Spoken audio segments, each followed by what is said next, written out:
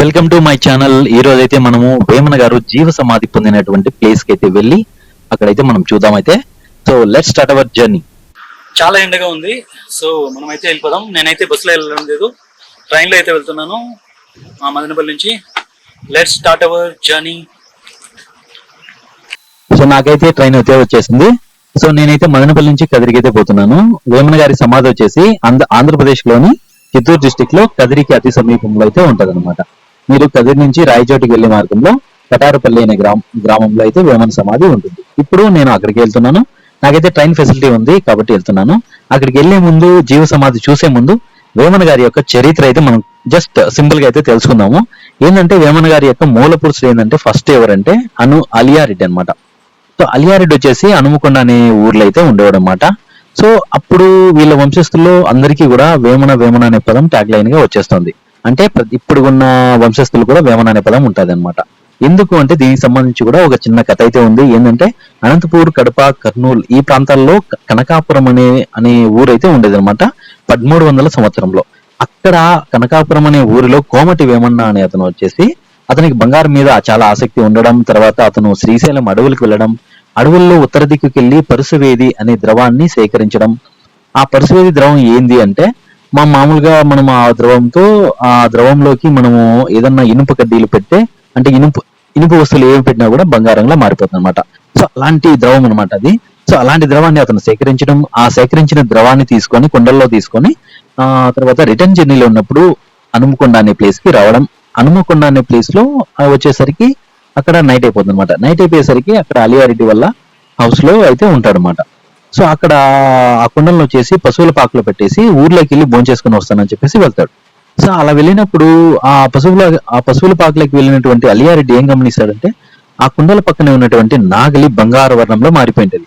అరే ఇదేం రాని చూస్తే పరుసవేది ద్రవం అనమాట. ఆ ద్రవాన్ని అతను ఇంట్లో భద్రపరచడం, తర్వాత పశువులను బయట కట్టేసి తర్వాత పశువుల పాకకి నిప్పు పెట్టేస్తాడు. ఎప్పుడైతే నిప్పు పెట్టేస్తాడో అదే టయానికి వస్తున్నటువంటి కోమటి వేమన్న అది చూసి అరే కుండలు ఏమైనా కాలిపోతున్నాయని చెప్పేసి ఫాస్ట్ గా లోపలికి వెళ్ళిపోవడం, అతను చనిపోవడం. ఇండైరెక్ట్ గా అలియారెడ్డి కోమటి వేమన్న చావుకి కారణమవుతాడు కాబట్టి అతనికి చాలా కాలం వరకు పిల్లలు పుట్టినా కూడా వాళ్ళు చనిపోతూ ఉంటారు. చివరిగా ఒక బిడ్డ పుడతాడు, అతని పేరు ప్రోలయారెడ్డి. అతను కూడా చనిపోతాడేమో అనుకునే టయానికి చాలా ఆవేదనతో ఉంటాడు. అప్పుడు కోమటి వేమన్న కల్లో కనిపించి నీ వల్ల నేను చనిపోయాను కాబట్టి నువ్వు నీ వంశంలో అందరికీ కూడా నా పేరు అయితే పెట్టుకున్నావంటే నీ వంశం నిలబడుతుంది అని చెప్తే అప్పుడు తనకు పుట్టిన బిడ్డకు వచ్చేసి ప్రోలయ వేమారెడ్డి అని పేరు పెట్టుకొని హనుమకొండ నుంచి గుంటూరు జిల్లా కొండవీడికి వెళ్ళిపోయి అక్కడే ధనవంతుడయి అక్కడ సామంతరాజుగా అంటే చక్రవర్తి కింద పనిచేసే వాళ్ళే సామంతరాజులు అక్కడ స్థిరపడిపోతాడు అనమాట. అక్కడి నుంచి ఆ తర్వాత ఆ అలియారెడ్డి నుంచి ప్రోలయ వేమారెడ్డి వేమన అనే పదం అక్కడి నుంచి స్టార్ట్ అయింది అనమాట. సో అక్కడి నుంచి అందరికీ ఇంకా అనుపోత వేమారెడ్డి, అనువేమారెడ్డి, తర్వాత అనువేమారెడ్డికి మళ్ళీ కుమారగిరి వేమన్న అనే కొడుకు, ఆ తర్వాత కుమారగిరి వేమన్నకి మళ్ళీ 3 కొడుకులు. వాళ్ళలో 3 కొడుకుల్లో చిన్నవాడే యోగి వేమన అనమాట. సో తర్వాత అతను అంటే యోగి వేమన పుట్టడం, అతను మీరు శాంసింగ్ రైస్ సినిమా చూసినట్లయితే అందులో నాని క్యారెక్టర్ ఎలా ఉంటుందో అలాంటి అభ్యుదయ భావాలు ఉన్నటువంటి ఒక మంచి క్యారెక్టర్ ఉన్నటువంటి వ్యక్తి అనమాట. అతను యవ్వనంలోకి వచ్చినప్పుడు వేషలకి అడిక్ట్ అయిపోతాడు అనమాట. ఒక వేషకి బాగా అడిక్ట్ అయిపోయి ఉంటాడు. ఆమె ఏం చెప్తాదంటే వీళ్ళు ఎంతైనా రాజులు కాబట్టి ఆమె ఏం చెప్తాదంటే చూడు నువ్వు వెళ్ళేసి మీ యొక్క పెద్ద వదిన పేరు వచ్చేసి విశ్వదాంబరాని. ఆమె అంటే వేమన గారికి తల్లి తర్వాత తల్లి అంటది అనమాట. సో మీ వదిన గారి యొక్క నగలు 7 వారాల నగలు తర్వాత ముక్కెర తీసుకొని రావాలి అని చెప్తే అప్పుడు అవి వెళ్ళి వదిన అడగడం, వదిన షరతు పెట్టడం, తర్వాత అవి తీసుకెళ్లి వేషకి ఇవ్వడం. ఆ వేషకి ఇచ్చే ముందుగా వాళ్ళ వదిన యొక్క షరతు ఏంటంటే ఆమె నగ్నంగా అవన్నీ వేసుకొని ఆ తర్వాత వెనక్కి వంగి ఆ ముక్కెరని అయితే తీసుకోవాలి. అలా చేసినప్పుడు వేమన అదంతా గమనించడం, అప్పుడు ఆ వేషాల మీద చాలా ఒక రకమైన ఏవగింపు కలగడం. అక్కడి నుంచి ఆయన స్త్రీ సంగత్యాలను వదిలేసి ఒక వైరాగ్యంలో మునిగిపోతాడనమాట. తన వదిన గారైనటువంటి విశ్వదాంబరాని చెప్పిన పనులైతే చేసుకుంటూ కోటలోనే ఉండిపోతాడు. ఆ కోటలోని తనకి చాలా ఆప్తమిత్రుడైనటువంటి అభిరామయ్య అనే ఫ్రెండ్ వల్ల తనకి వేరే ఒక స్వామీజీ వల్ల మోక్షాన్ని అయితే పొందుతాడు. నేనైతే మీకు చాలా షార్ట్ లో అయితే చెప్తున్నాను. సో మీరు సినిమాలు చూస్తే మాత్రం బాగా తెలుస్తుంది అనమాట. సో ఒక్కొక్క సినిమా ఒక్కలా ఉంటది. చూడండి. సో ఫైనల్ గా అయితే అతను ఒక యోగిగా మారిపోయిన తర్వాత దేశాటన చేసుకుంటూ పద్యాలు రాసుకుంటూ చివరిగా వచ్చేసి కదిరికి సమీపంలో ఉన్నటువంటి ఓ దట్టమైన అరణ్యంలోకి వచ్చేసి అక్కడ జీవ సమాధి పొందుతాడు. సో మనమైతే ఇప్పుడైతే కదిరికి అయితే వచ్చేసాము. సో మీరు ఎక్కడి నుంచి వచ్చినా కూడా మీరైతే ఫస్ట్ అయితే కదిరి బస్ స్టాప్ కి అయితే వచ్చేయాలన్నమాట. సో కదిరి బస్ స్టాప్ నుంచి అయితే మీకు స్టార్టింగ్ లోనే కదిరి రాయచోటి వెళ్ళే బస్సులు అయితే ఉంటాయి. సో ఆ బస్సులు ఎక్కినట్లయితే మీరు కటారపల్లికి పోవచ్చు. ఇక్కడ చూడండి రాయచోటి బస్సు సిద్ధంగా ఉంది, నేనైతే ఎక్కేసాను. ఇంకా 20 రూపాయలు ఇచ్చేస్తే కటారపల్లి క్రాస్ లో మనకు దింపేస్తారన్నమాట. సో ఇక్కడ నుంచి 20 రూపాయల టికెట్ ఉంటది. సో కటారపల్లికి పల్లిలో అయితే నిలబరు, క్రాస్ లో నిలుపుతారు. ఇది క్రాస్ అన్నమాట. కటారపల్లి క్రాస్ కి అయితే నేను వచ్చేసాను. ఇది కటారపల్లి క్రాస్. అక్కడ కనిపిస్తుంది కదా, అది ఆర్చ్ అన్నమాట. సో దాంట్లో నుంచి మనం వెళ్ళినట్లయితే కటారపల్లికి వెళ్ళొచ్చు. ఇక్కడి నుంచి జస్ట్ 1.5 కిలోమీటర్ అయితే ఉంటది. సో నడుచుకుంటూ కూడా వెళ్ళిపోవచ్చు, కానీ ఆటోలు కూడా వెళ్తుంటాయి. మనము ఆటో సౌకర్యం అయితే ఉంటుంది. సో బస్సులు అయితే ఏవి వెళ్ళవు. సో ఇక్కడ ఈ రూట్ కనిపిస్తుంది కదా, ఇట్లా స్ట్రైట్ గా వెళ్ళిపోతే మాత్రం రాయచోటికి మనం వెళ్ళిపోవచ్చు. సో ఇక్కడ నేను అక్కడ ఉన్నట్టునే ఆటో వచ్చేసింది. ఇంకా ఆటో ఎక్కేసాము, 10 రూపాయలు ఎక్కేసామంటే ఇంకా మనం కటారపల్లి దిగేసాము. సో ఇదంతా కటారపల్లి. సో కటారపల్లికి ఎంటర్ అయిపోయింది ఆటో. సో ఇక్కడ ఇది చూడండి ఆటో స్టాండ్ అన్నమాట. ఆటో స్టాండ్ కి ఎదురుగానే తూర్పు వైపున మనం వెళ్ళినట్లయితే యోగి వేమన సమాధి బ్యాక్ సైడ్ అయిపోతుంది. అలా కాకుండా కొంచెం ముందుకెళ్ళి ఇంకో స్ట్రీట్ లో అయితే వెళ్ళామంటే అక్కడ ఎంట్రన్స్ నుంచి వెళ్ళచ్చు అనమాట. ఇప్పుడు నేనైతే ఎంట్రన్స్ నుంచి వెళ్దాం అనేసి వెళ్తున్నాను. సో ఆ రోజు బ్రహ్మోత్సవాలు జరుగుతున్నాయి కాబట్టి అన్ని చోట్ల కూడా అంగళ్ళు అయితే ఉన్నాయన్నమాట. సో ఇది చూడండి ఫోటో అంగడి అనమాట. సో వేమన గారి యొక్క ఫోటోలు అయితే చూడండి. సో అన్ని చోట్ల అమ్ముతున్నారు. సో ఇక్కడంతా మొత్తం అంగళ్ళు ఉన్నాయి. సో వాటిని ఇంకా దాటుకుంటూ మనం ఎంట్రన్స్ దగ్గరికి అయితే వెళ్ళిపోదాము. సో అన్ని చోట్ల కూడా తినుబండారాలు అయితే కనిపిస్తున్నాయి అనమాట. మామూలుగా ఇక్కడ చూడండి, ఈ తినుబండారాలంతా చూస్తే మనము ఇవి చూసామంటే చాలు ఖచ్చితంగా మనకు జాతరకు వచ్చామనే ఫీలింగ్ అయితే కలుగుతుంది. ఎక్కువ భాగం 80s 90s కిడ్స్ కి. సో జస్ట్ ఇవత అంటే మీకు చూపిస్తున్నాను అంతే. సో ఇక్కడే ఇంకా ఇక్కడైతే మనము ఎంట్రన్స్ అయితే చూడండి. సో ఎంట్రన్స్ లోనే అక్కడ యోగి వేమన గారి యొక్క విగ్రహం అయితే ఉంటది అనమాట. సో అది కొంచెం బంగారు పూత కలర్ లో, బంగారు వర్ణంలో ఉంటుంది. అక్కడ కనిపిస్తుంది కదా, అక్కడైతే మనం లోపలికి కూడా వెళ్ళాలి. సో ఇక్కడ స్టార్టింగ్ లోనే విగ్రహం ఉంటది కాబట్టి ఆ విగ్రహాన్ని ఒకసారి చూద్దాము. బంగారు వర్ణంలో మెరిసిపోతూ ఉంటది అనమాట. చాలా బాగుంటది. ప్రజాకవి, తాత్వికుడు, సామాజిక విప్లవకారుడు యోగి వేమన అని రాసి ఉంటారు. సో అలంకరణ కూడా చేశారు పూలమాలలతో. చూడండి ఆయన మామూలుగా అయితే విగ్రహాలు అయితే ఎక్కడా లేవు. ఆయన యొక్క ఎంత అంటే మన గురించి బయట వాళ్ళే మనకు వాల్యూ ఇస్తుంటారు, కానీ మన వాళ్ళు ఎప్పటికీ ఇవ్వరు. ఈయన యొక్క విగ్రహం కనీసం కదిరిలో కూడా లేదు.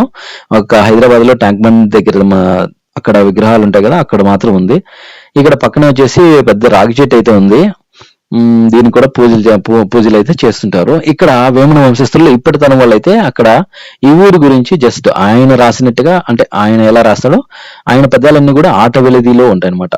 సో మీకు మామూలుగా తెలుగు గ్రామర్ తెలిస్తే మనకు చంపకమాల, ఉత్పలమాల అట్లా అది ఎలానో, సో ఆట వెలిది కూడా అంతే అనమాట. సో ఆ క్రమంలో ఇక్కడ అంటే ఈ పల్లె గురించి పద్యం అయితే రాసి పెట్టారు. చూడండి, ఇదంతా ఈ ఊరు గురించి అనమాట, ఈ పద్యం అనమాట. ఇక్కడ ఇంకా ఎంట్రన్స్ లో నేను ఇంకా లోపలికి వెళ్ళే ప్రయత్నం చేస్తున్నాను. సో ఇక్కడ రాగానే అయితే మీరు విగ్రహం అయితే చూడొచ్చు. సో ఇకైతే లోపలికి వెళ్ళిపోదాము. లోపలికి వెళ్ళిపోయినట్లయితే ఆ రోజు బ్రహ్మోత్సవాలు కాబట్టి ఎక్కడ చూసినా కూడా ఎక్కడ చూసినా టెంకాయలు పెట్టేసినారు. మనం ఇక్కడ లోపలికి ఎంటర్ అవగానే చుట్టూ వేమన గారి సమాధి యొక్క చుట్టూ కూడా మీకు వరండా అయితే ఉంటది అనమాట. సో ఆ వరండాలో చాలా మంది అక్కడ వచ్చిన భక్తులు అయితే హ్యాపీగా అయితే పనుకోవచ్చు, ఉండొచ్చు. సో ఇక్కడ చూపిస్తున్నాను కదా, అదే వేమన గారి యొక్క సమాధి అనమాట. అవి అంటే ఎలా చూడగానే ఎలాంటి ఆకారంలో ఉంటుందంటే త్రిభుజాకారం ఎలా ఉంటది, సో ఆ స్టైల్లో ఉంటుంది అనమాట. సో ఇదంతా చూడండి, ఆ రోజు బ్రహ్మోత్సవాలు కాబట్టి షామియానా అంతా వేసి చక్కగా వచ్చిన భక్తులకి ఎండ కాబట్టి ఎటువంటి ఇబ్బంది కలగకూడదు అనేసి పెట్టారు. చాలా మంది భక్తులు వచ్చి ఆయన్ని వేమన గారి యొక్క సమాధిని దర్శించుకొని పూజ చేసుకొని అయితే వెళ్తున్నారు అనమాట. సో ఇది ఇక్కడ చాలా బాగా నిర్మించారు. ఇది వచ్చేసి వేమన గారు వచ్చేసి మీకు అప్పుడే కథ చెప్పాను కదా, అంటే మీకు చెప్తున్నాను కదా అభిరామయ్య అనే ఫ్రెండ్ ఉంటాడు అనేసి, అభిరామయ్య వల్ల మోక్షం పొందాడు కదా. సో విశ్వదాంబరాన్ని కూడా ఎప్పుడు కూడా తన్ని మంచి మార్గంలో పెట్టాలని ప్రయత్నించేది అనమాట. అందువల్లనే విశ్వదాంబ అంటే వాళ్ళ వదిన గారి పేరు, తర్వాత వాళ్ళ ఫ్రెండ్ యొక్క పేరు, ఇద్దరి పేరు కలిసేలాగా ఆయన విశ్వదాభిరామ వినురా వేమ అంటే వాళ్ళిద్దరూ చెప్తుంటే ఈయన వింటున్నట్టుగా ఆయన పద్యాలన్నీ కూడా అలా రాసుకున్నాడు. సో ఇక్కడ చూపిస్తున్నాను కదా, ఇది వేమన గారి యొక్క సమాధి అనమాట, జీవ సమాధి. అసలు ఈ పదం అనేది పలకకూడదు, కానీ జస్ట్ మనం జీవ సమాధి అని పలుకుతున్నాము. ఇక్కడ జీవ సమాధి అయ్యాడు. వీర బ్రహ్మేంద్ర స్వామి కన్నా ముందే జీవ సమాధి అయిన గొప్ప యోగి మన వేమన గారు అన్నమాట. వీళ్ళంతా కారణ జన్ములు. సో వీళ్ళు మామూలు మనుషులైతే కాదు. ఈ అసలు వేమన గారి వంశస్థులతో అయితే ఇప్పుడు మనం మాట్లాడదాం. మీరు వేమన గారి వంశస్థులా? వంశం అది పుట్టింది వచ్చి గుంటూరు జిల్లా కొండవీడు. ఊరు కొండవీడు ఉనికి పచ్చమ వీధి మోగ చింతల పల్లె మొదట ఇంట్లో ఎట్టి రెడ్డి కులమని ఏమని తెలుపుది విశ్వదాభిరామ వినురవేమ. అది వచ్చి గుంటూరు జిల్లాలో కొండవీడు మోగ చింతల పల్లె మొదటి ఇంట్లో మోగ చింతల పల్లె వండాడు అనమాట. తర్వాత వేరే ప్రాంతానికి వాళ్ళు రెడ్డి రాజులు అనమాట. రెడ్డి రాజులు అయితే ఇక్కడ ఆయన పుట్టింది వచ్చి 1412 పుట్టాడు. 1480లో సమాధి అయ్యాడు. ఈ మధ్యకాలం అంతా అక్కడికి గడిపేసాడు అనమాట. మళ్ళీ ఇక్కడికి వచ్చి జీవ సమాధి అయ్యాడు 1480లో జీవ సమాధి అయ్యాడు. ఆయన చెంచార్థంగా వచ్చాడు అనమాట. ఊరికి ప్రచారం చేసుకుంటూ వచ్చాడు అనమాట. పద్యాలు చెప్పుకుంటూ నన్ను విమర్శించుకుంటూ వచ్చాడు అనమాట. నీళ్ళ మనస్తత్వం భావన అవన్నీ విమర్శించుకుంటూ వచ్చాడనమాట. అక్కడ ఘోరాలన్నీ ఈ ప్రాంతం అప్పుడు 1480లో పలియాంతక పాప సంహారుడా ముందు అవతారం ప్రాణివాస స్త్రీల గర్భ పిండములను గడగడ వణికించి గుండెలను పేగులను కుప్పట్లగుంట కదిరికి తూర్పున ఘనత సోబిల్లగా వరగ కటారపల్లి పురమ్మున అగ్ని పిడుగులను దూకించి వర్షంపులను కురిపించి వరగ పరగ కటార పులంపురమున వెలుచున్న వేమన్న కనిగోల గోత్రం పాలిమూర్తివై కృష్ణుడు ఆడుతున్నట్టు పాడుతున్నట్టు పన్నులు పగడలు మారు జాతి కోడలు మాడే రుచులు గుజ్జు వనములు గుణకతిత్తులు పాపే రుచులు పనస వనములు ఒక పచ్చి కాయల కదులిని దేవేంద్ర అధివిజమై భోగమై మేటు వేటుపోతుని నాదులారా అటువంటి అరణ్యం అనమాట ఈ ప్రాంతం అంతా. ఇక పచ్చులు ఆలాపిస్తున్నాయట. మహానుభావ నువ్వు వచ్చి చేసినవే ఒక మునీసుడు తపస్సు చేసేటువంటి స్థానం అనమాట. అంటే ఇది ఒకప్పుడు అరణ్యం ఘోరారణ్యం అనమాట. వేర్లు అంకెలు ఒక మునీసుడు తపస్సు చేసేటువంటి స్థానం అనమాట. ఈయనకు ప్రశాంతంగా ఉండేది గొప్ప మహత్యం కలిగినటువంటి స్థానం అయ్యి ఇక్కడ మహా ప్రశాంతమైన వాతావరణం అనమాట. ఇక్కడ అటువంటి స్థానమే ఇక్కడ జీవ సమాధి అనమాట. ఆయన సమాధి వాళ్ళ అన్న వంశీకులు ఉన్నాడు. మేము అప్పుడేమంటే 1411 అంటే మేమే 3-4 కుటుంబాలను పూజ చేసుకుంటే ఇక్కడ నెలకు ఒకరు ఇక్కడ పూజ చేసుకుంటాం. ఇక్కడ ఉత్సవాలు కూడా జరుగుతాయి. ఓకే. ఆయన సమాధి అయిన రోజు అని చెప్పేసి పుష్య మాసంలో అమావాస్య 9 రోజు ఇక్కడ జీవ సమాధి అయిన రోజు అని చెప్పి జరుపుతాం అనమాట. తర్వాత ఉగాది పండుగ వచ్చి ఆయన పుట్టినరోజు అని ఇక్కడ చేస్తాం. తిరునాళ్ళు అనేది ఒక జాతర అన్నమాట. ఆదిశక్తి పూజ. ఇప్పుడు జాతర సంవత్సరానికి ఎన్నిసార్లు జరుగుతాయి? ఉత్సవాలు వచ్చి 3 రోజులు జరుగుతాయి. 3 సార్లు జరుగుతాయి. అంటే రోజు ఇక్కడ పూజ కార్యక్రమం 24 గంటలు పూజ కార్యక్రమం ఎప్పుడు ఉంటుంది. మీరే నిర్వహిస్తారు? 24 గంటలు మేమే నిర్వహిస్తారు అనమాట. ఒక గవర్నమెంట్ ఇచ్చేదని కానీ ఏమీ లేదు. మా సొంత ఖర్చులతో ఇక్కడ పూజ కార్యక్రమం మేము చేసుకుంటాను. అంటే ఇప్పుడు ఇక్కడ వేమన గారు సమాధి అయ్యారు కదా, ఇంకా గుర్తింపు వచ్చిందంటారా, మీరు రాలేదంటారా? బ్రహ్మాండం ఇతర రాష్ట్రాలకే పోయిందండి. అప్పుడు కటారపల్లి అని చెప్పేసి మన తెలుగు రాష్ట్రాలు కాక తమిళనాడు, కర్ణాటక ఇతర రాష్ట్రాలు కూడా ఆయన పేరు ప్రఖ్యాతులు వచ్చినాయి. అంటే ఇప్పుడు వేమన గారు వాడిన వస్తువులు ఆయన గొడుగు ఒకటి ఉండేది. అక్కడ ఆయన వచ్చి తపస్సు చేసిన ఒక పీఠకం అన్నమాట. అప్పట్లో. సో ఇక్కడైతే పెద్దయిన గారు మనల్ని అయితే లోపలికి అయితే రమ్మన్నారు. సో ఇక్కడ లోపలికి వస్తే మనకు ఎక్కడ కానీ లైటింగ్ అయితే ఉండదు అనమాట. లైటింగ్ అనేది పెట్టకూడదు అంటే పెట్టలేదు. సో ఇదంతా కూడా వేమన గారి జీవ సమాధి. సో అంటే జీవించి ఉండగా సమాధి అవ్వడం అనమాట జీవ సమాధి అంటే. సో అలా అయిన వాళ్ళు వీర బ్రహ్మేంద్ర స్వామి, తర్వాత షిరిడి సాయి, తర్వాత యోగి వేమన, వీళ్ళంతా కారణజన్ములంట, అంటే దైవ సమానులు. సో వీళ్ళలాగా ఎవరు ప్రయత్నం అనేది చేయకూడదు మామూలుగా. సో ఇక్కడ మనకైతే పెద్దయ్య గారు చూపిస్తున్నారు ఏంటంటే ఆ వేమన గారు కూర్చొని తపస్సు చేసుకున్న పీఠం అన్నమాట. సో ఆ పీఠం అనేది ఇక్కడ చూపిస్తాడు. ఇక్కడ అంటే చేయి పెడుతున్నాడు కదా, అదనమాట. సో దాన్ని తీసి చూపించలేడు. సో కాబట్టి అక్కడ పీఠం అయితే ఉంది. తను ఉపయోగించినటువంటి అక్కడ కర్రలు కూడా ఉన్నాయి చూడండి. సో ఈ వేమన గారు వాడినటువంటివి అనమాట. అప్పుడు వేమన గారు జన్మించి ఉన్న కాలం 1367 నుంచి 1480 కాలంలో, 1400 సంవత్సరం ఆ కాలంలో వాడినటువంటి. సో ఇక్కడ చూసినట్లయితే ఈ జ్యోతి అనేది ఎప్పుడు కూడా వెలుగుతూనే ఉంటుంది అనమాట. నమ్మకత్వంలో ఆయనకు భక్తి మెచ్చి గొడుగు అవన్నీ ఇచ్చారు అనమాట. అప్పుడు గొడుగు అప్పుడు కత్తి మాత్రం ఎప్పటి ఇది మారుస్తా అంటారు అనమాట. సో ఇది వచ్చేసి ఆయన వాడుతుండే వాళ్ళు. సో పైన ఈ భాగం మాత్రం మారుస్తుంటారు అనమాట. ఇది కింద భాగం మాత్రం ఇప్పటికీ కూడా అలానే ఉందన్నమాట. సో ఇదనమాట వేమన గారు వాడిన గొడుగు. సో ఇవన్నీ ఆయన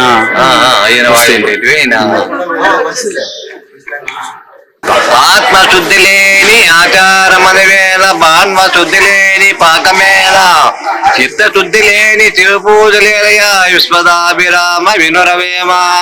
అంటే ఇప్పుడు ఈ పూజా కార్యక్రమాలు ఇవంతా మీరు మేమే కొనసాగిస్తూ పోతారు. మేమే కొనసాగిస్తూ మీ తరం మేము తరతరాలు కనీసం 7-9 తరాలు అవుతాంటారు మాకు. 1480 100 సంవత్సరాలు ఉంటుంది. 70కి 60 అయిపోతుంది, 60కి అయిపోతుంది, 80కి అయిపోతుంది. తరం అంటే అటుకి అయిపోయాట. 7-8-9 తరాలు అవుతా అంటారు. కనీసం 1400 అంటే 600 సంవత్సరాలు ఇక్కడ జీవ సమాధి. మామూలు రాజశేఖర 2000 ఇక్కడ కట్టించారు ఏపీ టూరిజం. వాళ్ళు ఏదో ఆదాయం కట్టించారు. ఇంకా చేసే కొద్ది ఉండే నీళ్ళ ట్యాంక్ కట్టచ్చు, గవర్నమెంట్ కట్టేయడా పెద్దది. అంటే మెయిన్ ఏమేమి కావాలంటే నేను ఒక నీళ్ళ ట్యాంకు, ఒక వసతి గృహంలో ఉండగాల కనీసం వచ్చిన పోయేందుకు బాత్రూములు కూడా లేవు అనమాట. వచ్చే వాళ్ళకి బాత్రూములు కావాలా, ఒక వంట చేసుకునేదానికి ఒక వంటశాల కావాలా. ఇక్కడ వచ్చి ఒక నీళ్ళ ట్యాంక్ పెద్దది కట్టేసినామంటే నీళ్ళతో ఇబ్బంది ఉండదు. తిరణాల టైంలో అంత చాలా ఇబ్బందులు కలిగే పరిస్థితి అన్నమాట. మీరు పిల్లలకి ఏమన్నా సందేశం చెప్పాలంటే ఏం చెప్తారు? మేము సరే వాళ్ళ పెద్దవాళ్ళు వచ్చేసి ఇక్కడ దేవస్థానానికి వచ్చి చూసుకొని పోయి వాళ్ళకి పిల్లవాళ్ళకి ఫలానా కటారపల్లిలో ఈ విధంగా ఉండ దేవుని అని చెప్పేసి అది పోయి చూసి సందర్శించి పద్యాలు అవి ఉండాయి చూస్తే పిల్లలు కూడా జ్ఞానవంతులు అవుతారనమాట. ఆ పద్యాలు చదువుకొని పలాని కటారపల్లిలో పలాని వేమన దేవస్థానం ఉంది అని చెప్పేసి చూసుకొని ఎక్కడెక్కడ ప్రచారం అనేది కూడా అవుతాది అనమాట. అందరికీ ధన్యవాదాలు. సో ఇక్కడ వస్తున్నటువంటి అబ్బాయి వచ్చేసి పెద్దయ్య గారి యొక్క మనవడు అనమాట. Next generation of Yogi Vemana. So ఈ అబ్బాయి కూడా పూజ అక్కడ చేస్తూ ఉంటాడు మన పెద్దయ్య గారు లేనప్పుడు. సో ఇక అక్కడి నుంచి మనం జీవ సమాధి నుంచి అలా మనం వరండా అనేది చూద్దాం. ఎందుకంటే ఆ వరండాలో అన్ని చోట్ల కూడా వేమన గారి పద్యాలు అయితే ఉంటాయన్నమాట. సో ప్రతి చోట కూడా అన్ని పద్యాలు కలిపి సుమారుగా అయితే 100 ఉంటాయి. సో అన్ని కూడా మనము అంటే వేమన గారి పద్యాల్లో చాలా అతి ముఖ్యమైనవి ఇక్కడ ప్రచురించబడినాయి అన్నమాట. సో ఇక్కడ చూడండి, అనగనగ రాగా మతి సేలుచునుండు, తినగ తినగ వేము తీయనుండు, సాధనమున పనులు సమకూరు ధరలోన విశ్వదాభిరామ వినురవేమ. ఈ పద్యాలని మనం 80s 90s కిడ్స్ కి అయితే అసలు ఇంకా చెప్పనవసరం లేదు, నోట్తో అయితే చెప్పేస్తారు. ఇక్కడ కూడా చూడండి చాలా చాలా మంచి పద్యం అయితే ఉంది. చిక్కి ఉన్న వేళ సింహంబునైనను బక్క కుక్క కరిచి బాధ పెట్టు, బలిమి లేని వేళ పంతంబు చెల్లదు విశ్వదాభిరామ వినురవేమ. సో ప్రతి పద్యంలో కూడా మనకు చాలా చాలా మెసేజ్ అయితే ఉంటది అనమాట. సో అవి చదివితే చాలు, మనం అయితే మన లైఫ్ ని ఎలా జీవించాలి, ఎలా ఉండాలి అనేది ప్రతి ఒక్కటైతే మనం తెలుసుకోవచ్చు. జీవ సమాధి చుట్టూ ఉన్న వరండా మొత్తం అన్ని చోట్ల కూడా మనకైతే పద్యాలు అయితే మనము చూడొచ్చు అనమాట. అన్ని పద్యాలు ప్రచురించబడి ఉంటాయి అనమాట. సో ఈ వరండా చూసారా, ఈ వరండా కూడా మనం అక్కడ ఉండొచ్చు, తర్వాత ఇక్కడ పడుకోవచ్చు. సో ఈ వరండా నుంచి అట్లా వచ్చేస్తే ఆ బ్యాక్ సైడ్ కి అయితే వెళ్ళొచ్చు అనమాట. ఇక్కడ ఈ గేట్ లో నుంచి బ్యాక్ సైడ్ పోతే సో ఇక్కడ చూడండి అంత ఖాళీ ప్లేస్ ఉంది. సో ఇలా నడుచుకుంటూ మనం వెళ్ళినట్లయితే అక్కడ ఇక్కడికి వచ్చిన వాళ్ళకి ఒక రెస్టారెంట్ అయితే ఉంటది అనమాట, హోటల్ అనమాట. సో ఇక్కడ ఏపీ టూరిజం వాళ్ళు ఒకనొక టైంలో ఈ హోటల్ అయితే పెట్టారన్నమాట. సో ఇది వేరే అంకుల్ వాళ్ళు దాన్ని కండక్ట్ చేస్తుంటారు 24 hours అనమాట. సో ఇక్కడ చూడండి యోగి వేమన హరిత రెస్టారెంట్. సో లోపలికి అయితే వచ్చాము. ఇక్కడ అయితే మొత్తం అన్ని వస్తువులు మీకు దొరుకుతాయి. పక్కనే రూమ్స్ ఉంటాయి. రూమ్స్ తీసుకొని మీరు కావాలంటే ఆర్డర్ చేసినా కూడా వెజ్ నాన్ వెజ్ అన్ని కూడా మీకు చేసి ఇస్తారన్నమాట. ఇప్పుడైతే ప్రస్తుతానికైతే మనం అంకుల్తో అయితే కొన్ని విషయాలు అడిగి తెలుసుకుందాం. నా హోటల్ ఇక్కడ ఉంది కదా, ఎనీ టైం ఓపెన్ ఉంటుందా? ఎనీ టైం ఉంటుంది, 24 hours. 24 hours. మీరే మెయింటెనెన్స్ సైడా? మెయింటెనెన్స్. అంతా అంటే ఏమేమి దొరుకుతుంది? నాన్ వెజ్ వెజ్ రెండు దొరుకుతాయి. మామూలు ఆర్డర్ పైన మేము వాళ్ళు చెప్తే చేసిస్తాము. 24 hours ఇక్కడే ఉంటాము. ఇక్కడ రూమ్స్ తీసుకుంటారు కదా? రూమ్స్ ఉన్నాయి. వాళ్ళు కూడా ఆర్డర్ చేస్తారు. వాళ్ళు ఆర్డర్ పైన మేము చేసేస్తాం. వాళ్ళు ఆర్డర్ చెప్తారు, చేసి ఇచ్చేస్తాం. ఏదైనా వెజ్ కానీ నాన్ వెజ్ కానీ వెజ్ కానీ రెండు చేసేస్తాం. Okay okay okay. అంటే టైమింగ్స్ ఏమైనా ఉన్నాయా? ఏం లేదు, పొద్దున్నే మామూలు 6 నుంచి మళ్ళా 9 వరకు ఇక్కడే ఉంటాం కాబట్టి ఎప్పుడైనా బాగా జరుగుతూ ఉంటుంది. ఓకే ఓకే ఓకే నా థ్యాంక్ యూ. సో ఇక అక్కడ హరిత హోటల్ నుంచి జస్ట్ పక్కన అట్లా దారింటి వెళ్తే మనకు రూమ్స్ అయితే ఉంటాయన్నమాట. సో మనమైతే మన ఫ్యామిలీతో వచ్చినా కూడా ఎటువంటి ఇబ్బంది అయితే ఉండదు. మీరైతే హ్యాపీగా అయితే రూమ్లు అయితే చాలా వరకు ఒక 10 వరకు ఉంటాయి. సో ఇవన్నీ రూమ్స్ అన్నమాట. సో చాలా వరకు నేను వెళ్ళినప్పుడు అయితే రూమ్లు ఇంకా అందరూ తీసేసుకున్నారు కాబట్టి నేను వెళ్ళలేకపోయాను లోపలికి. సో కాబట్టి బయట అందరూ కూర్చొని ఉన్నారు. ఇవే రూమ్స్ అన్నమాట. సో ఫ్యామిలీస్ చాలా వరకు ఫ్యామిలీసే వస్తుంటారు. మీరు ఫ్యామిలీస్తో వెళ్ళినా కూడా ఎటువంటి ప్రాబ్లం లేదు. కానీ ఇక్కడైతే చెన్నై నుంచి మన తెలుగు వాళ్ళు కూడా ఇక్కడికి వచ్చినారు వేమన జీవ సమాధి చూడడానికి. సో అక్కడ ఆ బ్రదర్తో అయితే మనము మాట్లాడదాం ఇక్కడ ఫెసిలిటీ ఎలా ఉంది ఏంటి అనేది. ఓకేనా? ఇక్కడ ఉన్నాడు అన్న, ఒకసారి మాట్లాడదాం. అన్న నమస్తే. నమస్తేనా. మీరు ఇక్కడ ఉంటున్నా అంటే వచ్చారా వేమన గారిని చూడడానికి? చెన్నై నుంచి వచ్చామా? చెన్నై నుంచా? అవునా. తెలుగు వాళ్ళే? మేము తెలుగు వాళ్ళేనా. Okay okay. మీ పేరు? కుమార్నా. ఎట్లా ఉన్నాయి నా ఫెసిలిటీస్ ఎట్లా ఉన్నాయి? రూమ్ అంతా పర్వాలేదనా. మేము సంవత్సరం వస్తాము. ఒక ఫ్యామిలీ ఇది ఉండే మేర ఉండాలి. అటాచ్ బాత్రూమ్ తో కూడా ఉంది. వాటర్ ఫెసిలిటీ అంతా ఉంది. అంతా బాగుంది. అంతా బాగుంది. లైటింగ్ ఫ్యాన్స్ అంతా బాగుంది. అంటే ఫ్యామిలీ వస్తే రూమ్ లో ఎంత మంది ఉండొచ్చు? 4 members లేదంటే 5 members 5 members ఉండొచ్చు. సింగిల్ బెడ్ దా. అయితే పర్వాలేదు. పర్వాలేదు. ఇంత వాటర్ అంతా బాగుందా? బాగానే ఉంది వాటర్. ఇంకేమైనా డెవలప్ చేయాలంటారా ఇట్లాంటి రూమ్స్? అంటే హీటర్ లేదు కాబట్టి హీటర్ మామూలు ఆర్డినరీగా అయితే బాగుంటది. ప్రాబ్లం లేదు. ఓకేనా, థ్యాంక్ యూ. సో బ్రహ్మోత్సవ ఆహ్వాన పత్రిక చూడండి. ఇక్కడ కటారుపల్లి కాండ్లపెంట మండలం శ్రీ సత్యసాయి జిల్లా 3 రోజులు అయితే జరుగుతుంది. 14, 15, 16 జరుగుతుంది. సో ఫస్ట్ రోజు అయితే మీకు మహాశక్తి పూజ ఉంటుంది, తర్వాత బండ్లు కడతారు, తర్వాత లాస్ట్ రోజు పుట్ల తిరునాళ ఉంటుంది అనమాట.